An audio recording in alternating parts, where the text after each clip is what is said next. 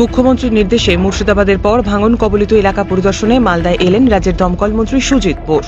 শনিবার দুপুরে তিনি মানিকচক বিধানসভা কেন্দ্রের একাধিক ভাঙন কবলিত এলাকা পরিদর্শন করেন। সেই সঙ্গে মানিকচক ঘাটে একটি দলীয় কর্মসূচির মধ্য দিয়ে ভাঙন কবলিত এলাকার বাসিন্দাদের মধ্যে কিছু ত্রাণ সামগ্রী তুলে দেন।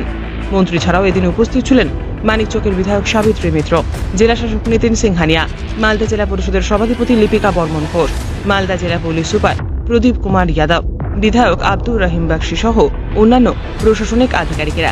এদিন ত্রাণ বিতরণ শিবিরের মঞ্চ থেকে রাজ্যের মন্ত্রীর কাছে মানিকচক বিধানসভা এলাকায় একটি দমকল কেন্দ্র গড়ে তোলার জন্য আবেদন করেন বিধায়ক সাবিত্রী মিত্র। একটি লিখিত আবেদন জেলা শাসকের মাধ্যমে মন্ত্রীর কাছে তুলে দেওয়া হয়। এরপর মন্ত্রী সুজিত বসু রতুয়া বিধানসভা কেন্দ্রের ভাঙন কবলিত এলাকা, পশ্চিম রতনপুর সহ একাধিক এলাকা পরিদর্শন করেন। সুজিত বসু মহাশয়কে উত্তরীয় পড়িয়ে মুর্শিদাবাদে এসেছি মুখ্যমন্ত্রীর নির্দেশে। আজকে মালদায় যাচ্ছি, ঢুকেছি মালদাতে। আপনারা জানেন কিছুক্ষণ আগে আমরা মানিকচক ঘাট পরিদর্শন করলাম। বিস্তারিত বক্তব্য করে আসছি। এখানে সাবিত্রী আছেন, দীর্ঘদিনের তিনি মন্ত্রী ছিলেন, বিধায়ক তিনি এখানকার, তাকে আমার প্রণাম। আব্দুর রহিম বক্সি আছেন। আমি দেখুন খুব সংক্ষিপ্ত দু একটা কথা আপনাদের বলবার জন্য এখানে আমাদের মাইক্রোফোন দিয়েছে। মুখ্যমন্ত্রী পরশুদিন সকালে আমাকে ফোন করে বললেন, যদি তোমার কী কাজ আছে কাল এবং গতকাল এবং আজকে দুদিন তুমি যদি একটু মুর্শিদাবাদ আর মালদাতে একটু জলটা দেখে নিয়ে। আমি আপনাদের বলি, আমাদের প্রিয় মুখ্যমন্ত্রী মমতা ব্যানার্জি, তিনি কলকাতায় থাকেন বটে, আবার তিনি 5 তারিখে বিভিন্ন জায়গায় জেলায় ঘুরে যান। তার সবসময় দৃষ্টি থাকে আপনাদের।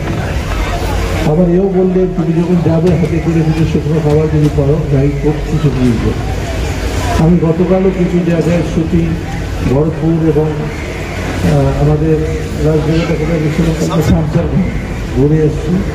আজকে মানিকচকের পরে রতুয়া আমি এখানে দেখলাম ইরিগেশন অফিসাররা ছিলেন, তারা নদী ভাঙনের কাজ তারা করছেন, গঙ্গা ভাঙনের কাজ তারা করছেন এবং প্রায় আমাকে বললো প্রথমটা 8 কোটি আর ওইদিকে আরও 15 কোটি টাকা কাজ তারা করবে। এটা আমাদের সরকার এটা মনে রাখেন যে বিশেষ করে যে কাজটা ভারত সরকারে করবার কথা, দিল্লিতে বিজেপি সরকারে করবার কথা, সেই কাজটা বিজেপি সরকার করে না, এটা রাজ্য সরকারকে করতে হবে। দিল্লির সরকার শুধু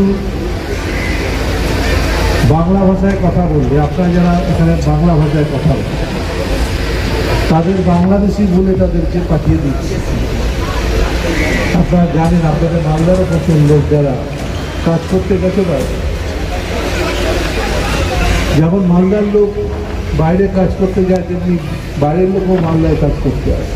এটার মধ্যে কোনো অপরাধ না। এটা ভারতবর্ষের মধ্যে এক প্রান্ত থেকে অন্য প্রান্তে মানুষ যেতেই পারে, এটা তাদের অধিকারের মধ্যে পড়ে। সেই অধিকারকে এরা কেড়ে নিতে চায়।